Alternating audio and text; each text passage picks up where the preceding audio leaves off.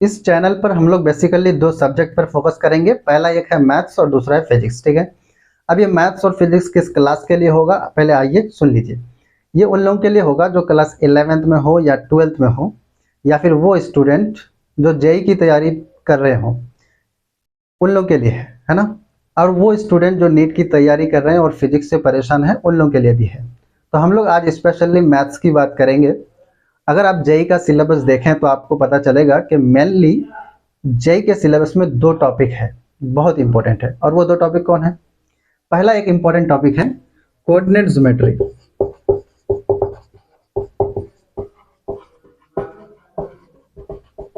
दूसरा टॉपिक है कैलकुलस।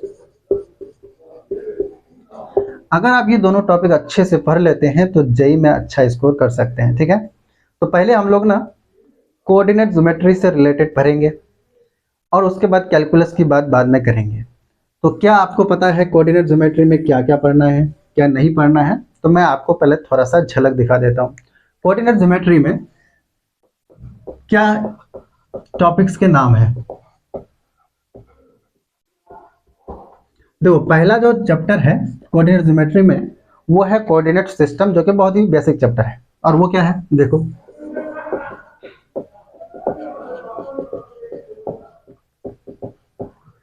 दूसरा जो टॉपिक है कोऑर्डिनेट ज्योमेट्री में, आप गेस कर सकते हैं कौन सा नाम है? क्लास 10 में नहीं पढ़े होंगे, उसका नाम है लोकस। तीसरा टॉपिक है स्ट्रेट लाइन। ये बहुत ही बड़ा टॉपिक है ना, स्ट्रेट लाइन।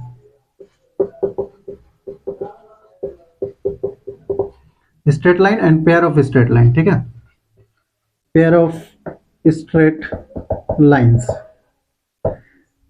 अगला टॉपिक है हमारे पास पैराबोला, फिर है हमारे पास हाइपरबोला, फिर है इलिप्स, है ना। पैराबोला, हाइपरबोला, इलिप्स, फिर है सर्कल लास्ट में। अगर आप इतना टॉपिक पढ़ लेते हैं तो जेई मेन और एडवांस का सिलेबस कवर हो जाता है, ठीक है। तो पहले हम लोगों को कौन सा टॉपिक पढ़ना चाहिए? कोऑर्डिनेट ज्योमेट्री का पहला टॉपिक है कोऑर्डिनेट सिस्टम, तो उसी को पढ़ना चाहिए, ऑब्वियसली बात है। अब इस कोऑर्डिनेट सिस्टम में क्या क्या है देखिए। कोऑर्डिनेट सिस्टम में जो पहला कोऑर्डिनेट सिस्टम है वो बहुत ही सिंपल है, वो है कार्टेशियन कोऑर्डिनेट सिस्टम, जो आप क्लास 9th और 10th में भी थोड़ा सा पढ़े होंगे, है ना। तो कार्टेशियन सिस्टम पहला क्या है? Cartesian system. दूसरा है पोलर सिस्टम। तीसरा क्या है? Cylindrical system.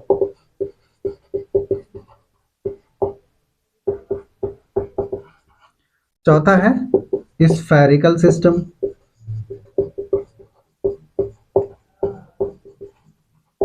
ये चार कोऑर्डिनेट सिस्टम्स आमतौर पर यूज किए जाते हैं। हम लोग को मेनली कार्टेशियन कोऑर्डिनेट सिस्टम पढ़ना है और थोड़ा सा हुआ तो पोलर कोऑर्डिनेट सिस्टम पढ़ लेंगे, बाकी ये दोनों को नहीं पढ़ना है, ठीक है। तो पहला कार्टेशियन कोऑर्डिनेट सिस्टम पर चर्चा करते हैं, जो आप क्लास 10 से भी पढ़ करके थोड़ा सा आए होंगे। तो देखिए,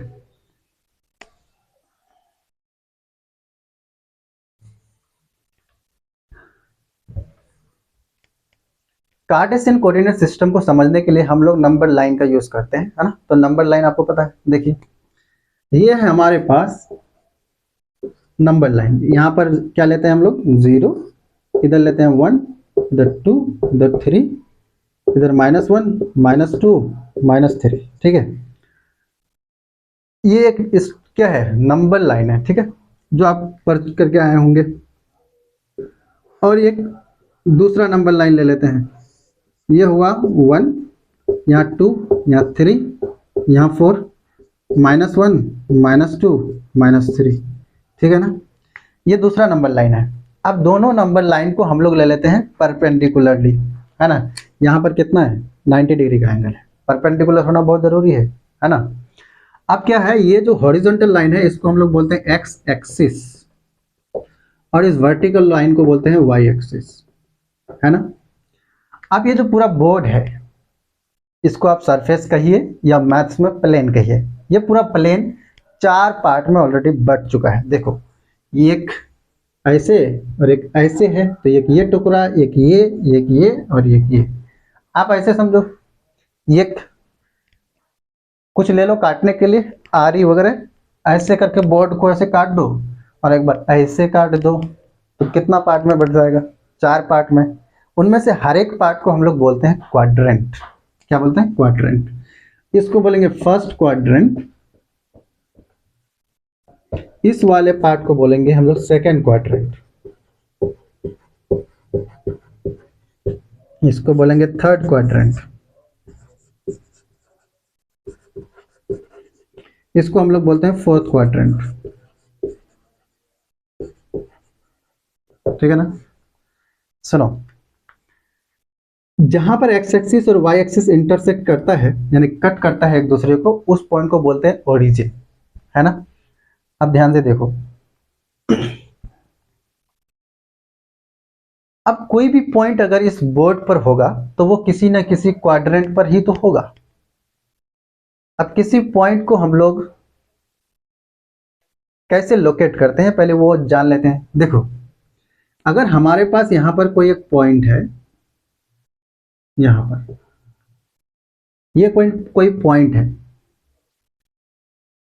तब ये पॉइंट आपसे पूछा जाए कि ये पॉइंट कहाँ है, कहाँ है, तो आप क्या जवाब दोगे? वहां है या यहाँ है, ऐसे कुछ बोलोगे।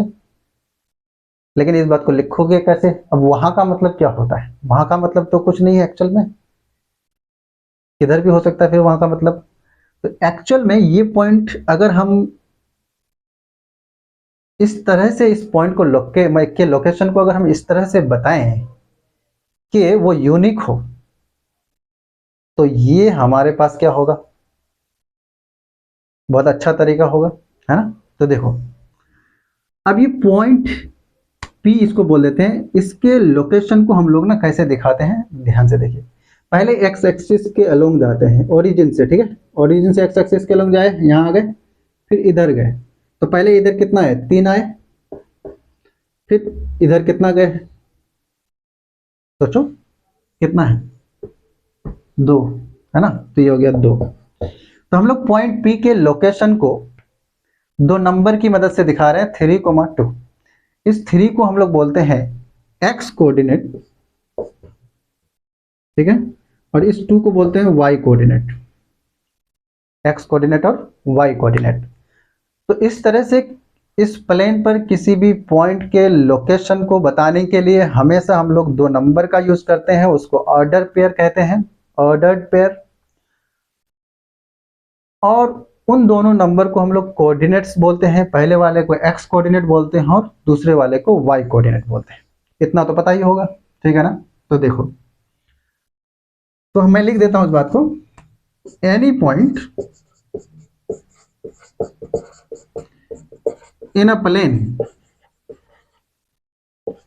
is located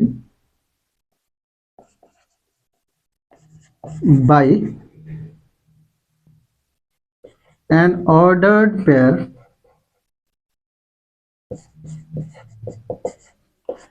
x comma y, where x को x कोऑर्डिनेट बोलेंगे और y को क्या बोलेंगे? y coordinate. ठीक है? तो कोई भी हमारे पास पॉइंट होगा तो उसको हमेशा 2 नंबर की मदद से दिखाएंगे, पहले वाले को x कोऑर्डिनेट, दूसरे वाले को y कोऑर्डिनेट कहेंगे। अब ये x और y कोऑर्डिनेट है एक्चुअली में क्या? देखो, तो ये x कोऑर्डिनेट है distance along x axis, distance along x axis, और ये डिस्टेंस क्या है? तो डिस्टेंस अलोंग y एक्सिस, क्योंकि y एक्सिस के पैरेलल है। समझ में आया कि नहीं? चलो, इस x कोऑर्डिनेट को हम लोग एब्सिसा भी बोलते हैं। क्या बोलते हैं? एब्सिसा। x कोऑर्डिनेट को क्या बोलते हैं? एब्सिसा। इसको क्या बोलते हैं? ऑर्डिनेट। ऑर्डिनेट, याद रहेगा। तो एब्सिसा और ऑर्डिनेट नाम देख करके घबराना बिल्कुल भी नहीं है, आप समझ जाइए। एक्स कोऑर्डिनेट को ही एब्सिसा बोलते हैं, वाई कोऑर्डिनेट को ही ऑर्डिनेट बोलते हैं, याद रखिए, सिंपल, ठीक है ना। ओके,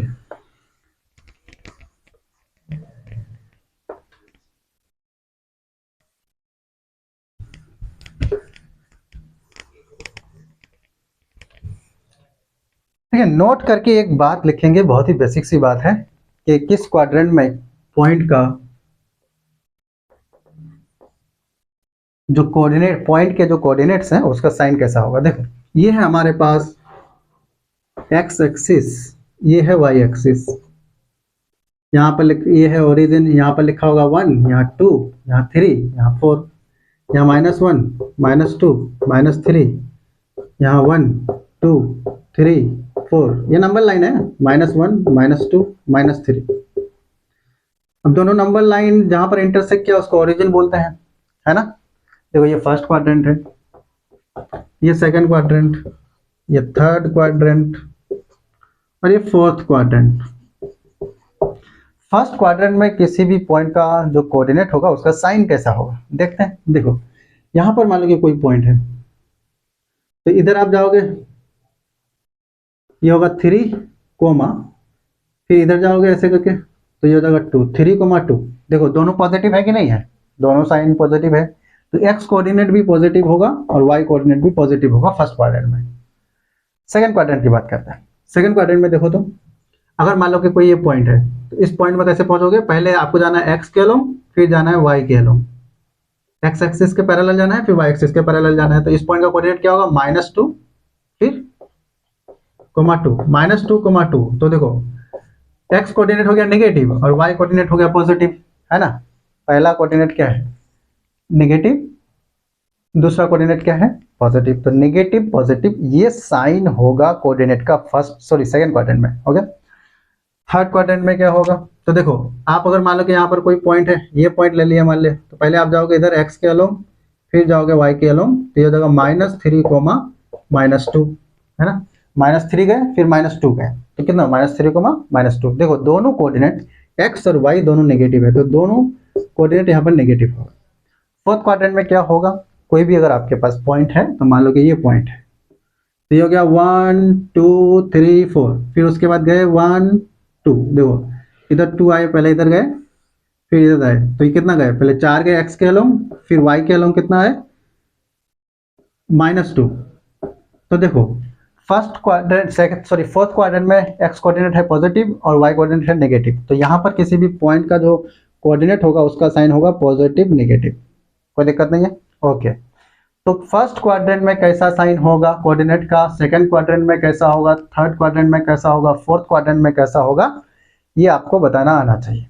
जैसे आपसे कोई बोलेगा कि देखो -2, 5 ये किस क्वाड्रेंट का पॉइंट है, तो आप कैसे बोलोगे, कैसे बोलोगे, बहुत ही सिंपल है।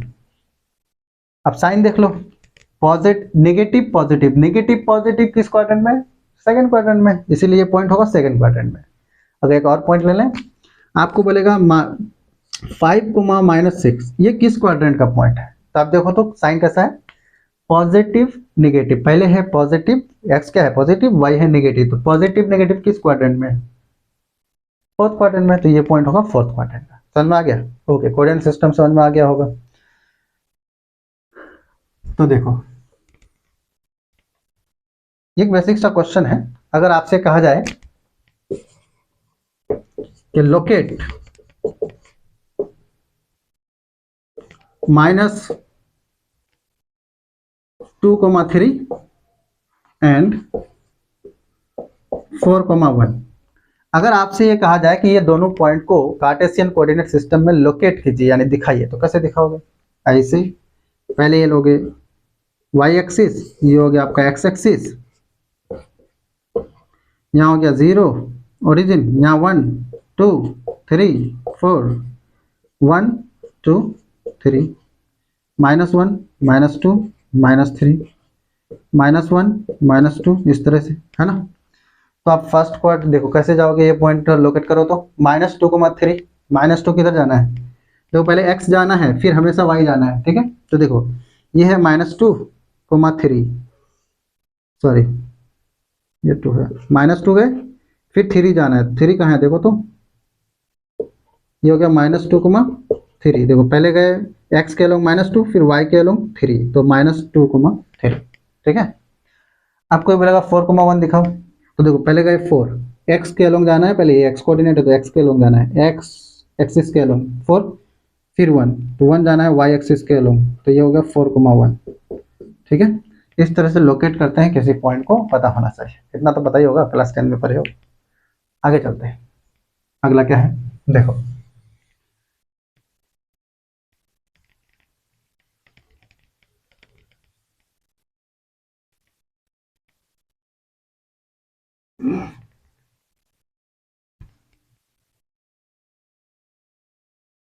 चलिए अभी हम लोग बात करने वाले हैं डिस्टेंस फार्मूला।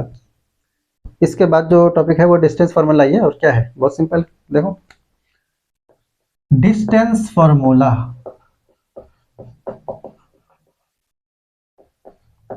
सो ये फार्मूला आपको पहले से याद होगा, मुझे पता है, √x2 - x1 का स्क्वायर प्लस y2 - y1 का होल स्क्वायर, है ना, ये तो पता ही होगा। वही पढ़ने वाले हैं, लेकिन थोड़ा अच्छा से पढ़ लेते हैं, ठीक है। देखो मान लो कि है आपके पास किसी प्लेन में 2 पॉइंट है, एक x1, y1 और दूसरा है x2, y2, दोनों के बीच का अगर आपको डिस्टेंस निकालना हो तो कैसे निकालोगे, तो देखो कैसे निकालते हैं। ये है हमारे पास x एक्सिस, ठीक है, ये है हमारे पास y एक्सिस, ये है ओरिजिन, ठीक है ना। यहां से लेकर यहां तक को बोलते हैं पॉजिटिव एक्स एक्सिस, यहां से लेकर यहां तक को हम लोग बोलते हैं नेगेटिव एक्स एक्सिस, यहां से लेकर यहां को बोलते हैं पॉजिटिव वाई एक्सिस, और इस नीचे वाले को बोलते हैं नेगेटिव वाई एक्सिस, ठीक है ना। देखो तो इधर क्या होता है 1, 2, 3, 4, इस तरह से, उस तरह से इधर भी होता है ना। फिर इधर -1, -2, -3, इधर +1, +2, +3, +4, +5, +6, -1, -2, -3, -4, -5, इस तरह से होता है कि नहीं होता है। हो गया पॉइंट्स, ओके। अब देखो मान लो कि इस प्लेन में 2 पॉइंट है, एक पॉइंट है, 2 पॉइंट है, एक पॉइंट है P x1, y1, और दूसरा पॉइंट है Q x2, y2। इन दोनों पॉइंट के बीच में अगर आपको दूरी निकालना है, दूरी का मतलब डिस्टेंस, तो आप कैसे निकालोगे, देखो बहुत ही सिंपल है, ऐसे देखो दोनों को मिला दिया, पी क्यू को मिला दिया, हम लोग को यही पी क्यू की जो है ना लंबाई बतानी है। कैसे बताएंगे, देखो हम क्या करते हैं, पहले यहां से यहां देखो, इस पॉइंट पी से एक्स एक्सिस पर परपेंडिकुलर ड्रॉ करते हैं, फिर पॉइंट क्यू से एक्स एक्सिस पर परपेंडिकुलर ड्रॉ करते हैं, है ना। यहाँ पर 90 बनना चाहिए, यहाँ पर भी 90 बनना चाहिए, परपेंडिकुलर ड्रॉ किए। उसके बाद क्या करते हैं, देखो यहां से यहां परपेंडिकुलर ड्रॉ कर देते हैं, इस पॉइंट का नाम रख देते हैं आर, इस पॉइंट का नाम रख देते हैं एम, इस पॉइंट का नाम रख देते हैं एन, ठीक है।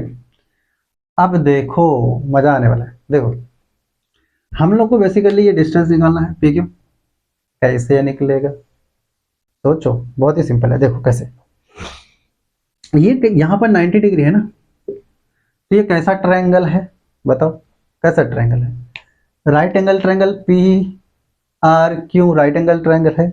उस राइट एंगल ट्रायंगल में हम लोग एक चीज जानते हैं, पाइथागोरस थ्योरम तो लगेगा। देखो कैसे लगाएंगे,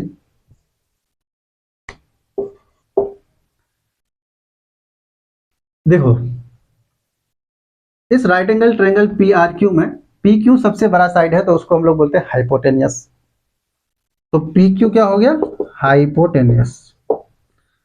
अब ये पी आर और क्यू आर को हम लोग कुछ मान लेते हैं, तो पी आर को हम लोग क्या बोलते हैं, बेस बोल देते हैं, है ना, बेस। तो पी आर हो जाएगा बेस, और इस क्यू आर को हम लोग बोल देते हैं परपेंडिकुलर, ठीक है। तो देखो क्यू आर परपेंडिकुलर, हम लोग जानते हैं, पता है क्या जानते हैं, हम लोग जानते हैं कि एच स्क्वायर बराबर P square plus B square होता है, जानते हैं कि नहीं, जानते हैं ना। तो देखो देखो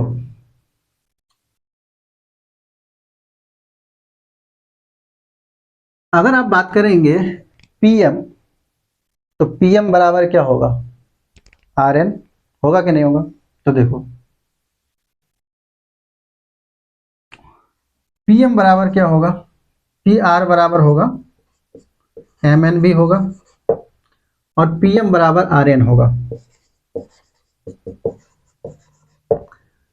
ये मैं क्यों लिख रहा हूं, जरूरत है, अभी दिखा रहा हूं कैसे जरूरत है। अब देखो इस राइट एंगल ट्रायंगल में अगर आप बात करना चाहें तो हम लोग जानते हैं, वी नो दैट, क्या जानते हैं कि एच स्क्वायर बराबर होता है P square plus B square.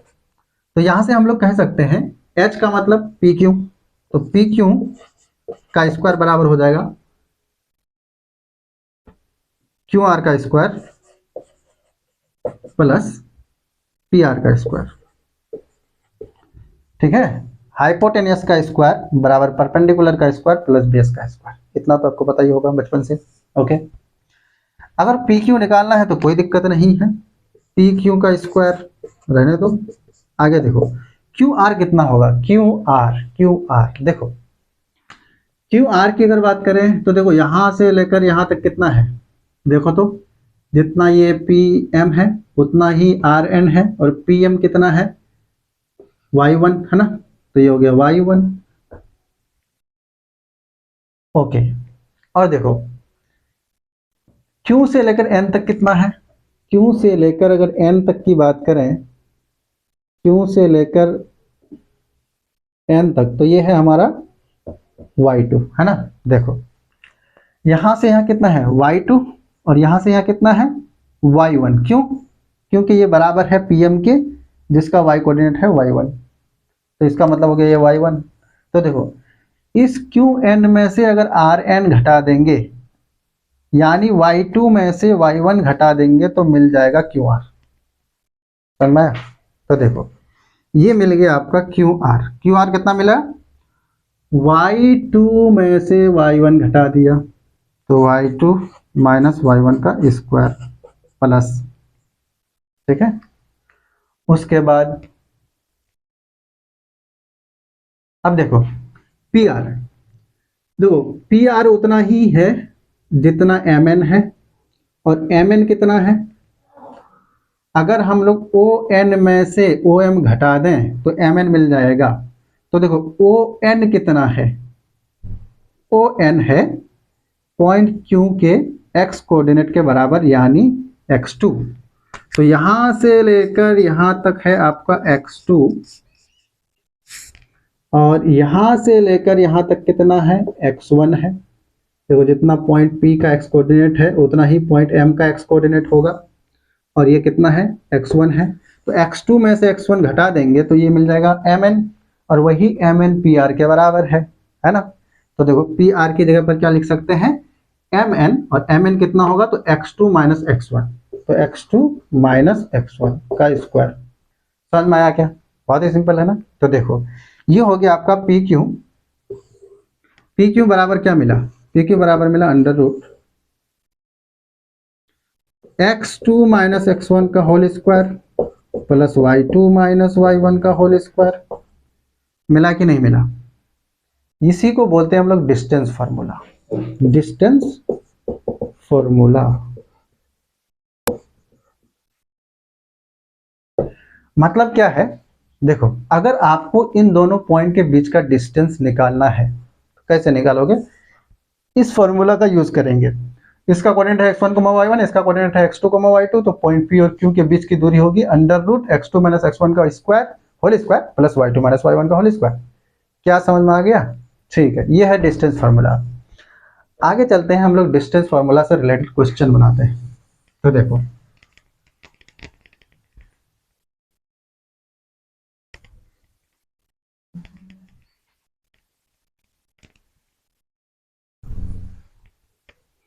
देखो डिस्टेंस फार्मूला से रिलेटेड क्वेश्चन, सबसे बेसिक क्वेश्चन क्या लिख सकते हैं, बहुत ही सिंपल है। देखो क्वेश्चन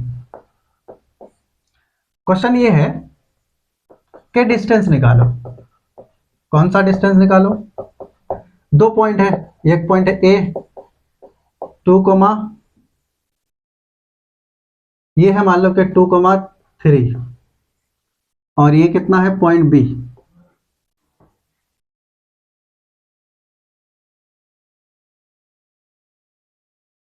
सिक्स कोमा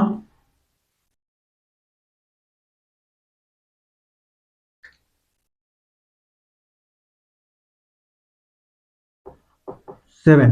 ठीक है, ये दो पॉइंट है ए और बी, इन दोनों के बीच की दूरी निकालना है। कैसे निकालेंगे, बहुत ही सिंपल है। देखो, इसको आप x1 y1 मान लो, इसको आप x2 y2 मान लो। फॉर्मूला हम लोग जानते हैं, ए बी कितना होगा, under root x2 minus x1 का whole square plus y2 minus y1 का होल स्क्वायर। यही तो डिस्टेंस फॉर्मूला जानते हैं, नहीं? आ जाओ यूज करते हैं। ये कितना है, x2 कितना है बताओ तो, ये है 6 माइनस 2 का होल स्क्वायर, और ये हो गया 7 माइनस 3 का होल स्क्वायर। ये हो गया 6 माइनस 2 कितना, 4, 4 का स्क्वायर 16 है, और ये 7 में 3 चला गया, 7 में 3 जाएगा तो कितना बचेगा, 4, 4 का स्क्वायर 16, तो ये जाएगा 16 प्लस 16 32। इसको हम लोग क्या लिख सकते हैं, 16 इंटू 2, 16 का स्क्वायर रूट 4, और अंदर में रह जाएगा 2। ठीक है, तो 4√2 this is the distance between this 2 points. Okay, समझ में आ गया। आगे चलते हैं। ये तो बेसिक क्वेश्चन था भगलोल, है ना? अभी अच्छे अच्छे क्वेश्चन बनाए। ठीक है, अब देखो मैं थोड़ा सा ना इंटरेस्टिंग क्वेश्चन लिखता हूँ।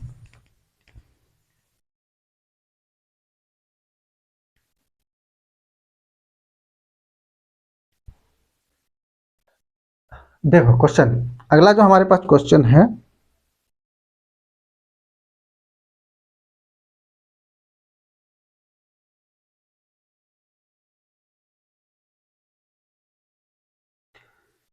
देखो क्वेश्चन लिखो तो,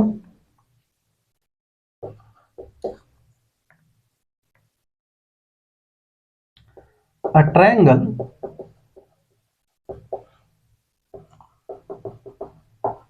with vertices 4,0 -1, -1 3,5 is option A isosceles triangle, isosceles and right angled, option B isosceles and but not right angle, C right angled but not isosceles,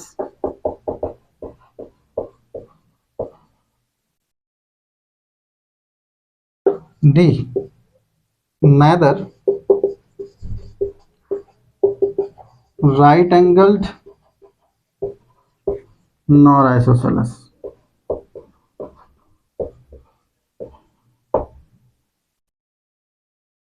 देखो बड़ा इंटरेस्टिंग है, बहुत ही बेसिक सा सवाल है। देखो आपसे कहा जा रहा है कि एक ट्रायंगल है, उसका एक वर्टेक्स है 4,0 और दूसरा वर्टेक्स है -1, -1 और तीसरा वर्टेक्स है 3,5। आपको बताना है कि वो ट्रायंगल कैसा होगा, ऑप्शन दिया हुआ है। ठीक है, चलो चर्चा करते हैं।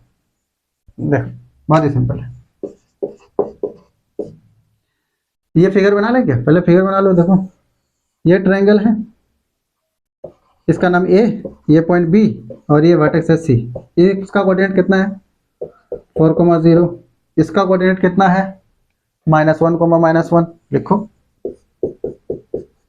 इसका कोऑर्डिनेट कितना है 3,5।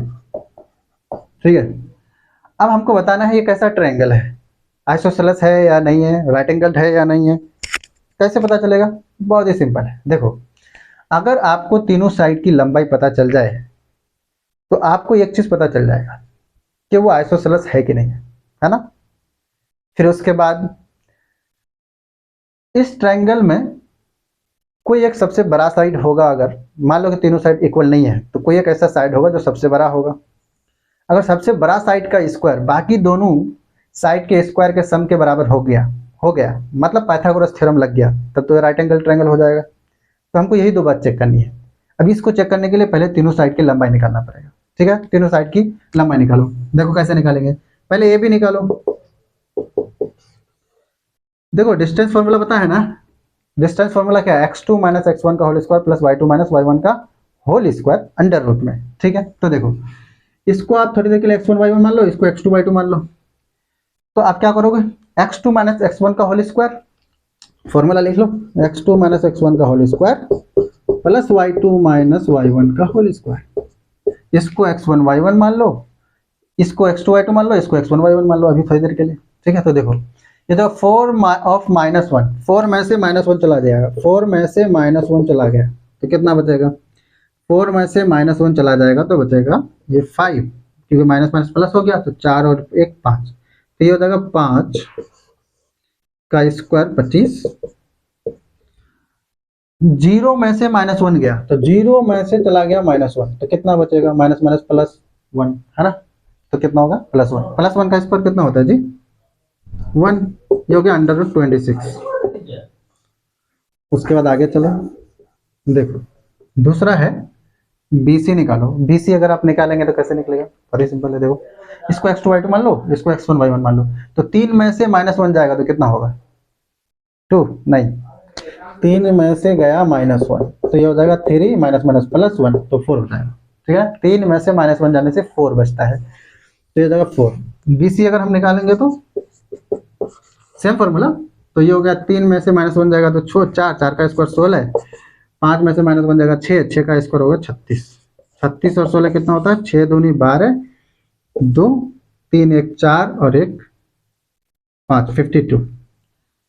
ठीक है 52, गुड। नेक्स्ट अब ऐसे निकालो, ऐसे कैसे निकालोगे, देखो ऐसे बहुत ही सिंपल है।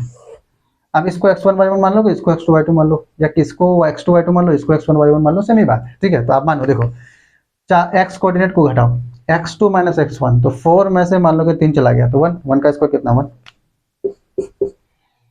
0 में से -5 चला गया, 0 में से -5 चला गया तो बचा -5, -5 का स्क्वायर कितना 25 है ना, -5 का स्क्वायर करेंगे तो कितना होगा जी 25, दैट्स ऑल।